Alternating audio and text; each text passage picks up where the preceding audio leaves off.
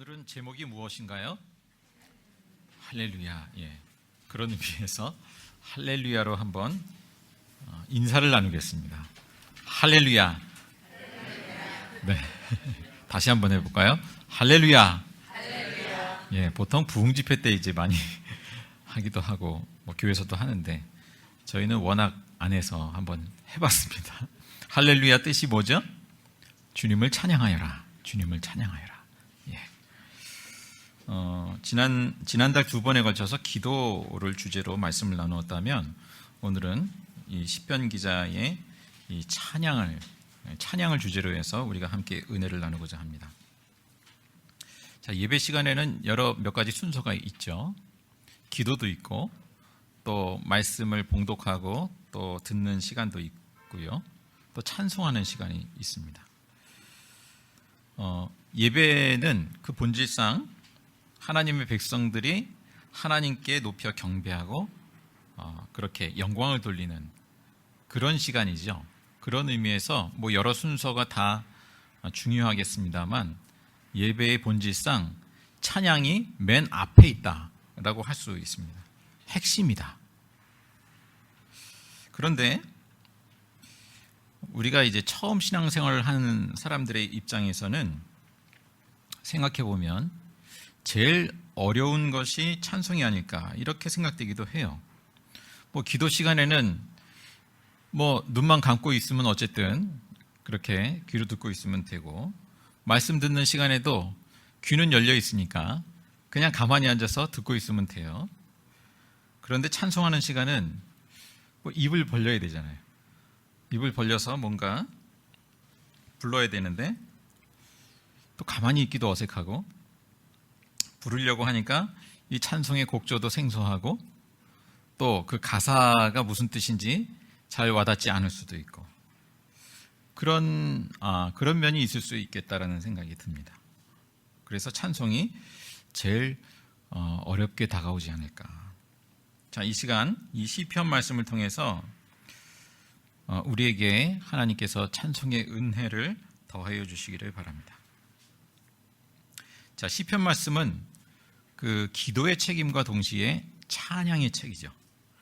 상당수의 시편이 결국에는 찬양으로 귀결됩니다. 우선 시편 처음 시작 시편 1편의 말씀을 보면 묵상하는 사람이 복이 있다라는 내용으로 시작합니다. 하나님의 말씀을 늘 묵상하는 사람, 그 사람이 복이 있다.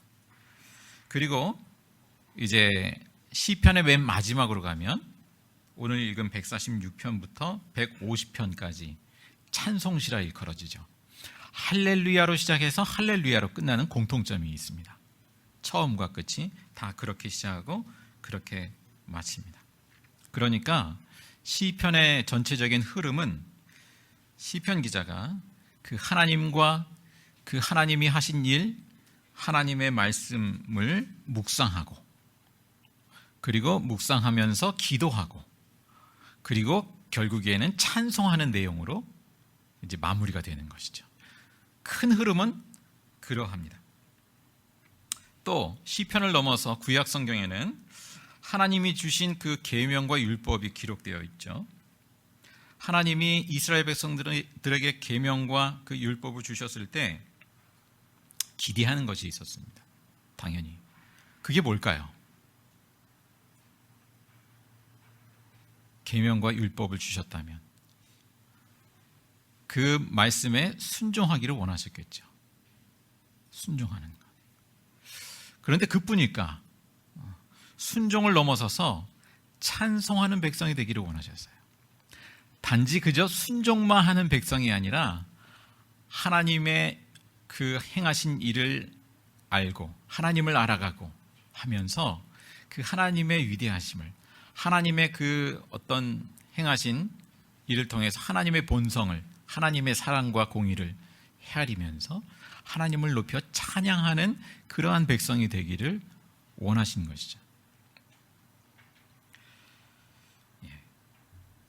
오늘 시편 146편을 보시면 시편 기자 역시 이제 하나님이 어떠한 분이고 또 어떤 일을 행하시는지 헤아리면서 자기 자신이 평생토록 주님을 찬양할 것이라고 고백을 합니다.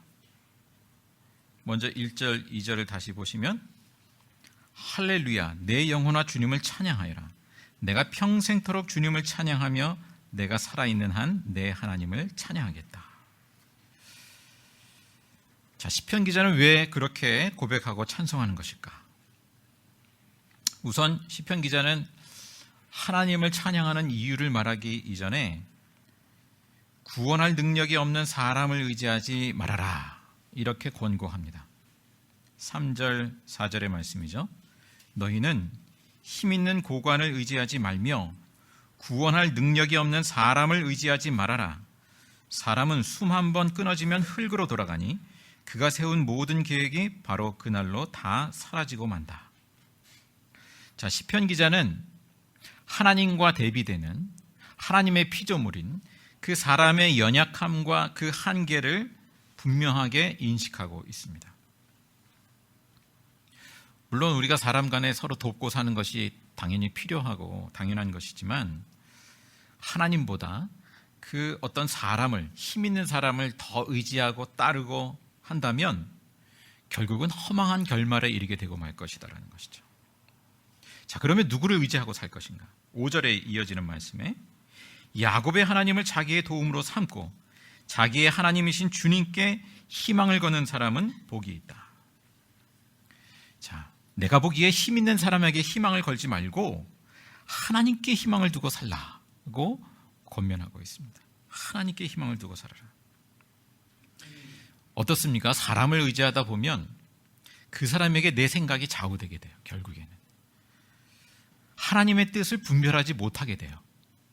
그 사람의, 그 힘 있는 사람의 내 마음이 쏠리고 의지하게 되고 내 생각도 점점 영향을 받아서 휘둘리게 되고 하나님의 뜻에 대한 분별력을 잃어버리게 되죠. 자, 그러면 하나님께 희망을 둔다는 것이 뭘까요? 우리가 몇 군데의 말씀을 통해서 잠시 생각해 보기를 원합니다. 요즘 요한복음 아침 묵상 메시지를 우리가 나누고 있습니다만 요한복음 5장에 보면 베데스다 못가에 38년 된 병자가 나오죠. 예수님께 하는 말이 이렇습니다. 나를 도와주는 사람이 없어요. 저 못가에, 저 연못에 들어가야 되는데 나보다 다른 사람들이 먼저 들어가요. 그런 이야기를 하소연을 하죠. 그게 예수님이 말씀하시죠. 일어나서 내 자리를 걷어가지고 걸어가거라 말씀하십니다. 그렇게 치유를 하시죠. 우리도 이런 이제 마음과 생각의 태도를 가질 수 있죠. 나를 밀어줄 사람도 없고 경쟁에서 때로는 다른 사람한테 밀리기도 하고 상대적인 박탈감이 들기도 하고 그럴 때 누구처럼 빽이라도 있으면 내게 힘이 되어줄 사람이 있으면 아무개는 부모가 어떠해서 금수저라서 할아버지가 금수저라서 밀어준다는데 나는 도움받을 데도 없고 그러한 마음이 우리 가운데 찾아온다면 예수님은 뭐라고 말씀하실까?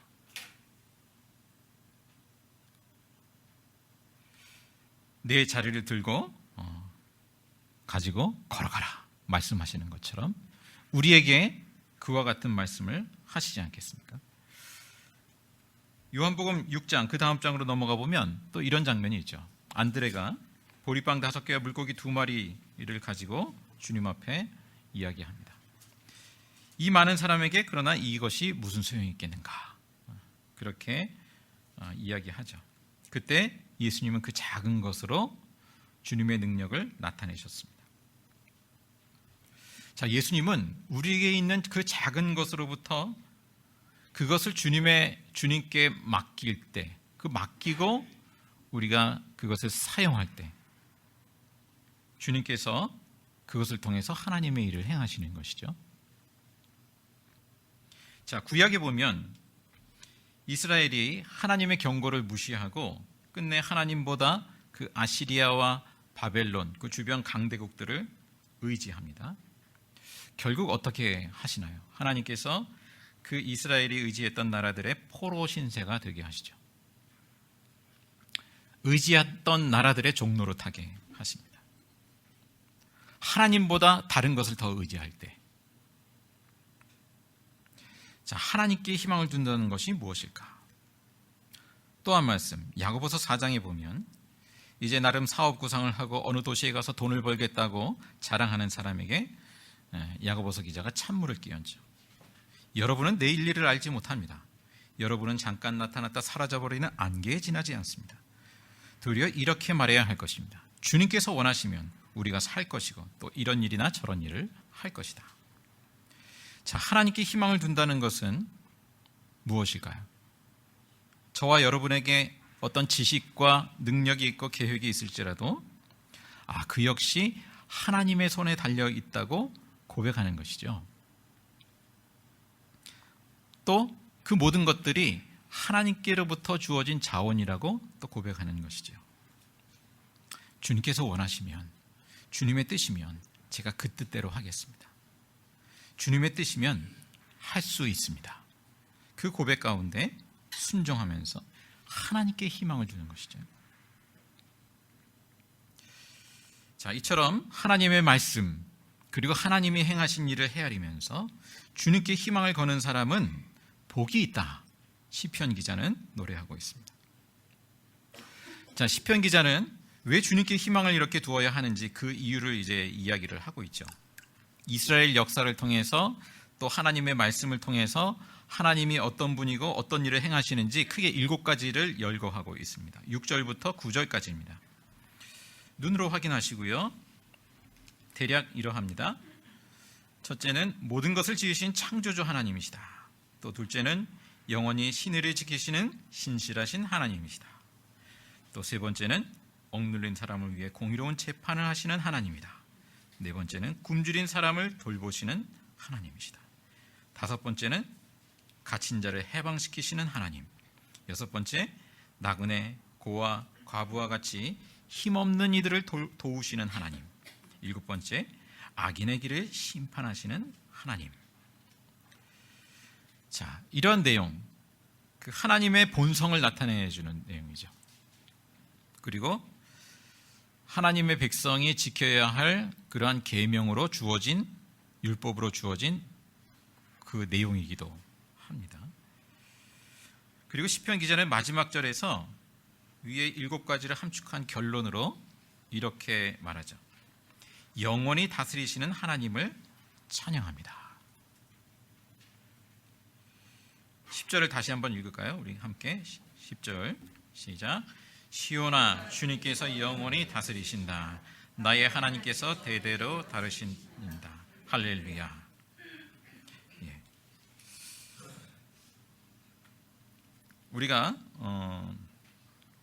우리는 그 시편 기자보다도 이 구약 시대의 사람들보다도 더 놀라운 찬양의 자리에 있다. 이렇게 얘기할 수 있겠습니다. 어떤 점에서 그럴까요? 바로 예수님 때문이죠. 하나님이 영원히 다스리신다는 그 시편 기자의 고백처럼 또 그 7가지의 내용들을 예수님을 통해서 나타내 보여주셨습니다. 예수님이 이 땅에 오셔서 하나님의 복음을 선포하시죠. 그리고 그 삶과 가르침과 죽음과 부활을 통해서 하나님의 나라, 하나님의 다스림을 나타내셨습니다. 시편 기자가 고백한 그 7가지 열거한 하나님의 본성과 그 하시는 일을 분명하게 예수님을 통해서 나타내셨습니다. 자, 이처럼 우리가 찬송하는 것, 그것은 그 하나님의 행하시는 일, 특히 예수님에게서 드러난 그 하나님의 그 창조 행위와 그 구원 행위, 그 하나님이 하신 일을 우리가 헤아려 보면서 찬송하는 것이죠. 그러니까 우리가 찬송하는 시간은 현실을 외면하기 때문에 찬송하는 것이 아니라 현실을, 하나님이 다스리시는 현실을 직시하기 때문에 찬송할 수 있는 것이죠.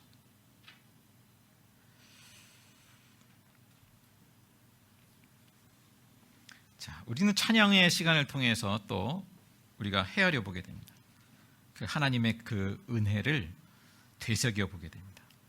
우리가 어떤 것을 구하기 전에 이미 얼마나 많은 은혜를 받았는가, 받은 자인가, 그것을 헤아려 보게 됩니다. 예수님의 십자가의 사랑을 내가 덧입은 자임을, 구원받은 자임을, 하나님의 자녀됨을, 그 은혜를 우리가 찬양을 통해서 헤아려 보게 됩니다. 유대인들의 그 찬송의 내용 중에 독특한 내용을 담은 찬송의 내용이 있어서 한번 인용을 해보겠습니다.